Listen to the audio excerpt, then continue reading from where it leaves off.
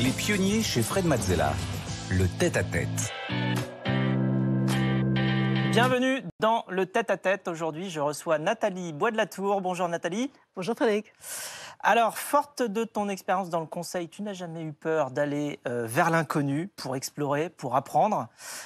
Tu es rentrée dans le secteur du football par la voie entrepreneuriale et tu es ensuite devenue la première femme à présider la Ligue de football professionnel. On va en parler. Alors, tu connais le principe de l'émission. Ici, on est là pour explorer derrière ton parcours tes ressentis, tes émotions et aussi tes apprentissages. On aura des images et quelques illustrations qui vont nous être fournies par Stéphanie qui viendra nous voir. On va explorer ton esprit de pionnier, tout ce que tu as pu faire. On va se mettre à ta place, on va essayer de comprendre comment tu prends tes décisions. Voilà, c'est parti. Donc tu es né en 68 à Saint-Cyr-l'École. Tout à fait. Après une classe préparatoire, tu t'es lancé dans des études commerciales. Tu as commencé ta carrière dans le conseil chez Bossard Consultant, qui est aujourd'hui Capgemini. Pourquoi tu es parti dans le conseil alors au départ ? Parce que je ne savais pas exactement quoi faire. Donc tu sais, c'est un peu le syndrome de la bonne élève aussi, où tu ne sais pas véritablement quoi faire. Tu as envie de découvrir plein de choses différentes et tu te dis, finalement, le conseil me permet tout ceci. Et c'était une expérience de pratiquement 10 ans qui a été très constructive et formidable, où j'ai rencontré des personnes dingues. Et comme tu l'as dit en introduction, qui te permet d'appréhender des sujets que tu ne connais pas très rapidement, donc de ne pas avoir peur. Oui, tu es obligé de défricher, en plus tu es obligé de voir des gens que tu ne connais pas, tu es obligé d'apprendre très vite. Très vite, d'avoir une valeur ajoutée aussi, parce que ton client il paie ta journée relativement cher, donc il veut de la valeur ajoutée tout de suite.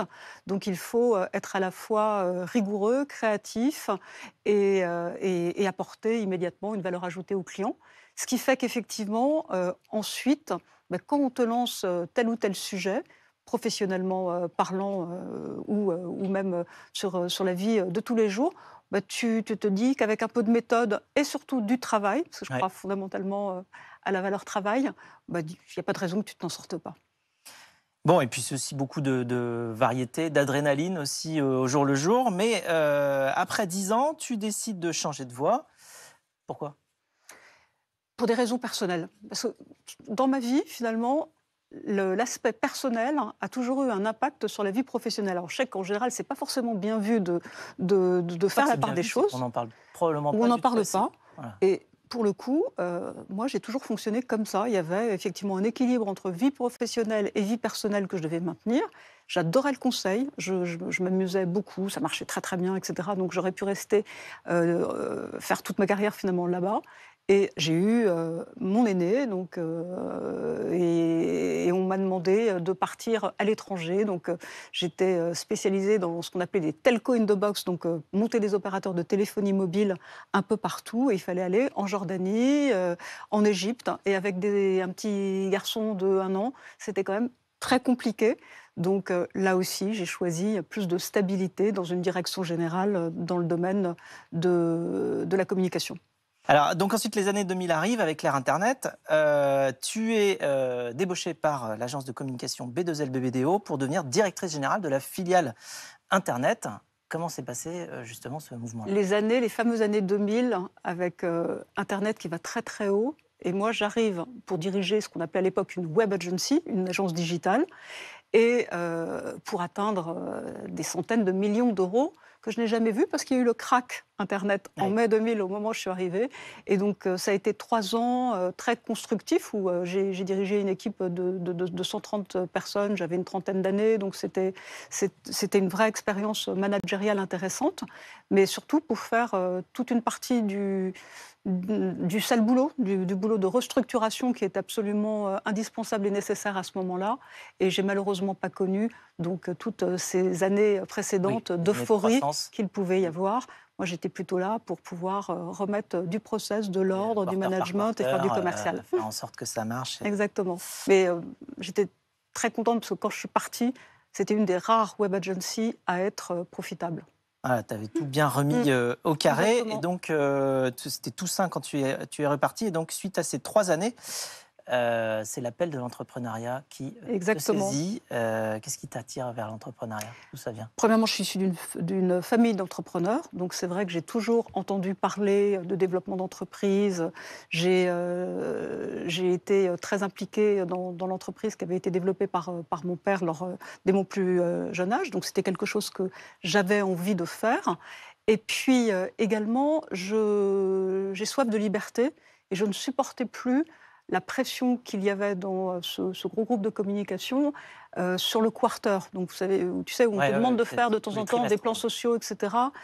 Quand on est en phase avec ce qui est demandé, il n'y a aucun problème pour les réaliser, quand il y va de la survie de la boîte. Quand, en revanche, gagner 0,3 points de marge, mais en déstabilisant l'univers, l'ensemble de la production, ça pose plus de problèmes. Je me suis dit, au moins en étant entrepreneur, je reprends les rênes et je m'organise comme j'ai envie de le faire.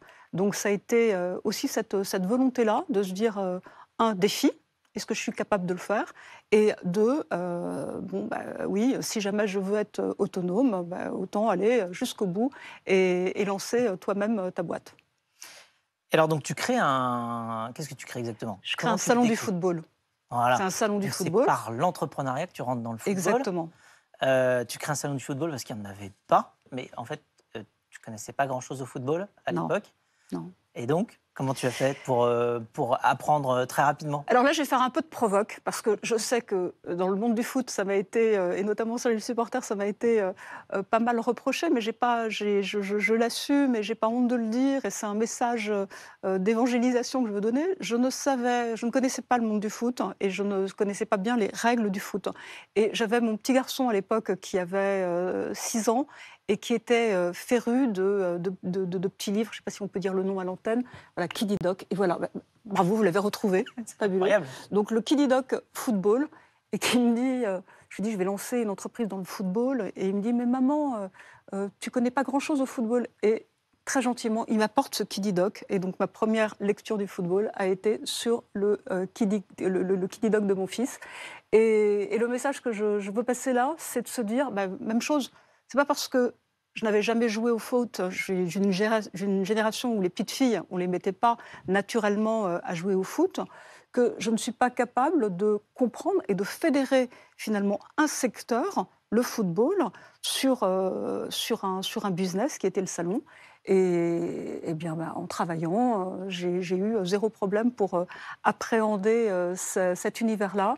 Et ce qui est très intéressant sur les salons, c'est qu'on fédère effectivement le système, donc on fédère tout l'écosystème avec tous les acteurs d'un milieu.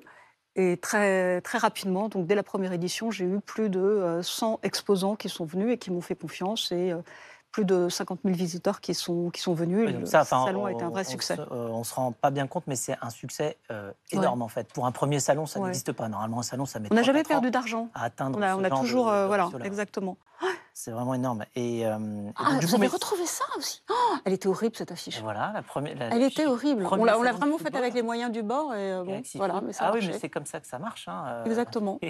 Alors, tu en organises plusieurs éditions, tu en organises 3, je crois. Ouais.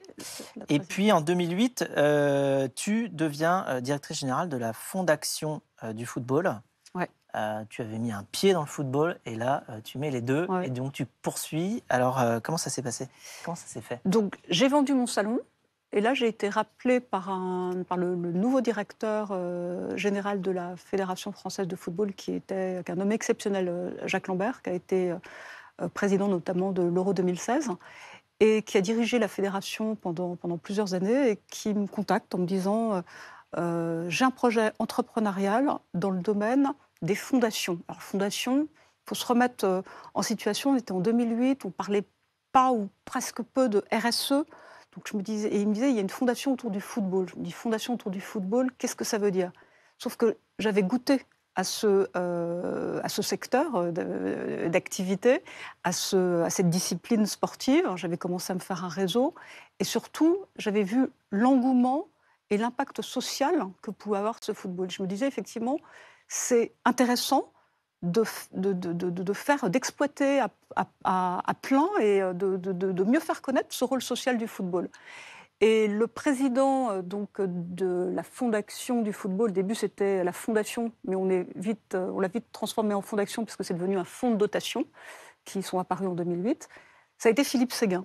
Et donc quand j'ai rencontré Philippe Séguin, là j'ai eu un coup de cœur, un coup de foudre professionnel et humain pour ce personnage absolument hors norme, d'une intelligence voilà, exceptionnelle, d'une moralité aussi impressionnante et avec énormément d'humanité. Donc c'était quelqu'un, bien sûr, d'extrêmement exigeant, d'assez anxieux, donc qui demandait beaucoup, mais avec lequel j'ai appris énormément pendant les 2 années où j'ai travaillé avec lui. Et alors justement, qu'est-ce que tu as appris de cette expérience-là? Parce que tu dis que le foot, c'est le 3e lieu d'éducation après la famille et l'école. Alors on est parti vraiment de la page blanche en se disant qu'est-ce qu'on peut faire et quelles vont être les missions de cette fondation. On a décidé de ne pas être une fondation qui va redistribuer de l'argent, mais de développer ses propres programmes d'action. Donc vraiment, on l'a géré comme une entreprise en se disant c'est quoi les objectifs, quelles vont être les sources de revenus, etc. Et rapidement est apparu que ce rôle éducatif et social du football, il ne jouait pas à plein. Or, dans les 13 000 clubs de foot qui existent en France, tous les éducateurs, tous les bénévoles, il y a 400 000 bénévoles dans le foot français, hein, c'est complètement dingue, travaillaient bien au-delà de faire jouer des gamins. Il y a l'organisation de la pratique, bien entendu, mais on se rend compte que le foot, c'est le 3e lieu éducatif en France, après les parents, bien entendu, mais aussi l'école. C'est le lieu où des gamins qui sont un peu laissés pour compte au niveau peut-être de l'école, où on n'arrive pas à les rattraper, ils sont rétifs à toute forme d'autorité, mais ils écoutaient leur coach. Et ça vient en complémentaire aussi parce que le foot apporte autre chose et une envie Exactement. aussi différente. Et avec l'envie vient également l'envie d'apprendre. L'envie d'apprendre, le respect des normes, il faut différentes. il faut être ponctuel. Donc ça remet un cadre extrêmement. Il y a des lois du jeu, donc il y a la cohésion sociale, le fait de jouer dans une équipe. Donc c'est des individualités au service d'un collectif. Donc c'est extrêmement porteur de valeur. Et donc on a développé un programme qui est devenu le programme éducatif et fédéral, parce qu'aujourd'hui la fédération, elle organise bien sûr le foot amateur et la pratique, mais aussi elle a assumé à travers ce programme son rôle éducatif et social, donc en sensibilisant les gamins au fait d'apprendre à savoir faire ses lacets. Alors ça peut pas sembler complètement délirant, mais oui, il y a plein d'enfants qui arrivent à 6-7 ans sans avoir jamais fait leur lacet, parce qu'on soit on leur a pas appris, soit il y a les chaussures à scratch. Ouais. Et ben voilà, c'est la première fois qu'ils sont confrontés au lacet, c'est dans un club de foot. On éteint la lumière quand on sort du vestiaire. Il y a plein de dimensions sur lesquelles on peut y aller à l'infini. Et ça, c'est absolument passionnant. Et tu poursuis évidemment dans le football, puisqu'en 2013, tu deviens la première femme membre du conseil d'administration de la Ligue de football professionnel. Tu n'étais pas forcément attendue là à l'époque. Et ça va même plus loin, puisqu'on t'a proposé d'être présidente. On t'a même proposé d'être présidente plusieurs fois, jusqu'au jour où, effectivement, tu deviens présidente de la Ligue de football professionnel en 2016. Stéphanie. Et vous faites alors votre entrée dans un monde très politique, mais aussi très masculin. Vous avez été et resté à ce jour la seule femme au sein du conseil d'administration. Avant vous, il n'y a toujours eu que des hommes qui ont dirigé la Ligue. Et depuis vous, c'est toujours le cas. Le conseil d'administration est redevenu entièrement masculin depuis. Vous soutenez cependant dans une interview au magazine Entreprendre que le monde du football n'est pas plus sexiste que le monde de l'entreprise. Alors vous resterez 4 ans à la tête de la Ligue, 4 années durant lesquelles vous n'aurez pas échappé à la caricature comme on peut le voir sur cet écran. Sympa. Ouais, sympa.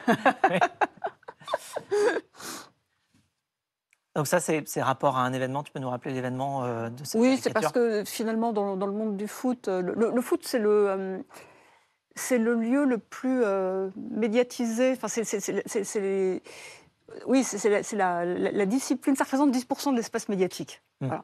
Donc forcément, ça intéresse tous les médias de savoir ce qui se passe dans nos instances, et on le voit bien à l'heure actuelle avec ce qui se passe à la Fédération française de football, où ça occupe une partie importante de l'espace médiatique.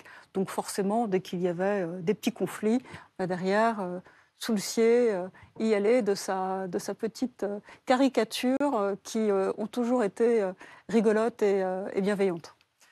Alors, on a aussi une autre caricature où on voit eh bien, la LFP un petit peu comme un panier de crabes, qui dit donc une femme dirige la Ligue de foot, faut s'y connaître pour voir la différence. Tu avais l'impression d'être dans un panier de crabes, un petit peu? C'est un lieu de pouvoir.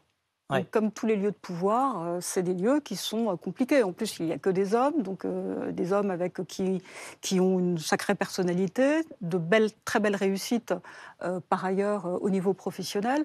Donc derrière, c'est un lieu d'égo où tous les égos réagissent. Et c'est sûr qu'en y arrivant en tant que femme, avec des codes qui sont un peu différent parce que j'ai voulu préserver ce qui fait pour moi ma richesse, donc à savoir beaucoup de soft skills, l'écoute, etc. Bon, j'ai peut-être j'ai eu des moments qui étaient un peu compliqués, oui, ça a été un peu compliqué, mais d'un autre côté, extrêmement formateur. Et j'ai rencontré beaucoup d'amis également dans ce milieu-là. Donc c'est une expérience vraiment qui a été riche, que je ne regrette pas, mais en revanche, je savais qu'il fallait que j'en sorte. Donc, quand j'ai dit à tous ces messieurs assez tôt que je ne me représenterais pas, je fais un mandat, mais parce que j'avais envie de partir vers autre chose, on ne m'a pas cru, et notamment les médias ne m'ont pas cru.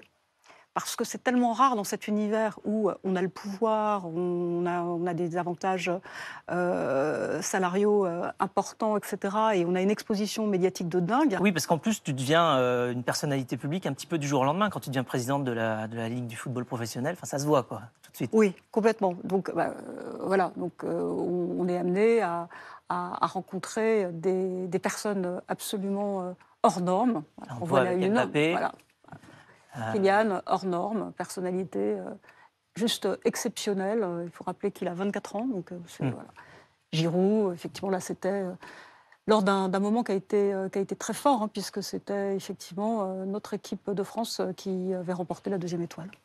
Et donc pour toi, le foot, c'est des émotions, c'est aussi ce que tu as réalisé par la Ligue de football professionnel. Quels sont tes meilleurs souvenirs ? Pour moi, le foot, c'est effectivement les émotions. C'est une discipline qui offre, qui n'a rien de comparable. Voilà, on voit cette photo-là. Pour le jeune Nolan, qui malheureusement n'est plus, rencontrer Cavani, alors qu'il était très, très malade, c'était le rêve de sa vie. Et il a vécu. Ce pouvoir-là, le foot, vraiment, parce que c'est. Il a ce pouvoir-là. Il a le pouvoir d'apporter du rêve, de la cohésion sociale à tout un peuple. Et il a quelque chose de magique.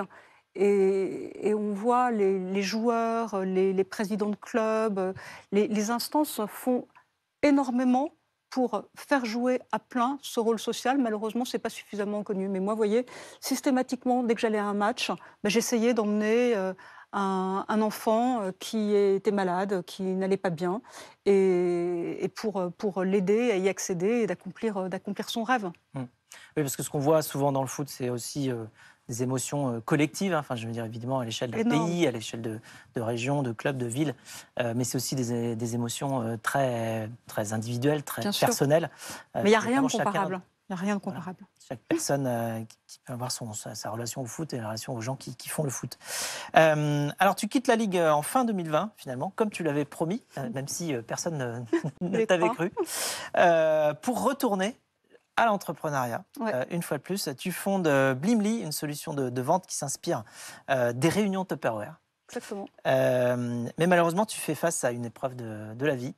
Alors, comment ça s'est fait, cette décision de à la fois lancer Blimly? Voilà. Je lance Blimly avec 3 associés. Je dois en prendre la présidence. On fait une levée de fonds. qui se passe très bien. On démarche des marques, on commence à se structurer.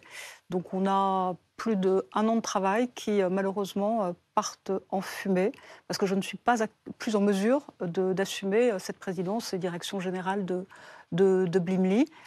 Et de me dédier à 150%, comme tout entrepreneur dans cette nouvelle aventure, parce que mon mari retombe malade. Voilà. Donc là aussi, on parlait au début de l'importance vie personnelle, vie privée, et voilà, mon mari Pierre, qui a eu un premier cancer du pancréas il y a 7 ans et qui a été rattrapé par la maladie malheureusement l'année dernière, avec un cancer du foie. Et là, rapidement, je comprends que je ne vais pas pouvoir mener 2 combats à la fois et qu'il y a un combat que je ne peux pas reporter, qu'il va falloir tenir tout de suite. Et voilà, et c'est super parce que ce n'est pas du tout de l'impudeur de ma part de parler des choses de ce type-là. C'est plus des messages d'espoir, déjà premièrement pour dire qu'on peut se sortir même des cancers les plus virulents et remercier tout le corps médical qui fait un travail absolument remarquable. Malheureusement, on le touche du doigt uniquement quand on en a besoin, mais je peux vous assurer que c'est dingue. Et donc, message d'espoir, message militant aussi, parce que je trouve qu'on ne parle pas suffisamment de la maladie et des impacts que ça peut avoir sur la vie professionnelle. Et à un moment, il faut le faire. Et donc, c'est pour ça que j'ai décidé plutôt de l'assumer. Et pendant 1 an, je me suis consacrée à ma famille, à mon mari. Alors vous êtes quelques-uns à partager d'ailleurs vos histoires personnelles dans le but de faire jouer son rôle au milieu professionnel face à la maladie, Stéphanie. Effectivement, cette épreuve, vous ne l'avez jamais cachée. Vous l'avez inscrit dans votre parcours de LinkedIn, sur votre profil, sur la période de septembre 2021, septembre 2022, est indiqué aidant familial, pause professionnelle. C'est aussi le cas d'autres dirigeants. En septembre 2022, Catherine Guillouard, la présidente de la RATP, quitte son poste à la surprise générale. Après 5 années passées à la tête du groupe, un départ pour se consacrer à son rôle d'aidant auprès de ses parents. Il y a eu aussi Olivier Goy, le fondateur d'October, qui a décidé de rendre publique sa maladie en révélant être atteint de la maladie de Charcot.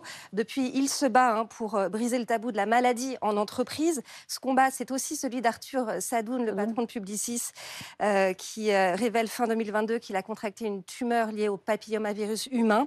Des démarches rares parmi les patrons. Et dernier exemple dans le monde politique cette fois, il y a eu celui d'Édouard Philippe, l'ancien Premier ministre et maire du Havre, qui a annoncé être atteint d'alopécie, une maladie auto-immune qui se traduit par une perte de la pilosité. Alors, je l'ai dit, c'est des démarches rares dans le monde politique, parmi les patrons. Est-ce que c'est le signe d'un changement d'époque? La question est posée.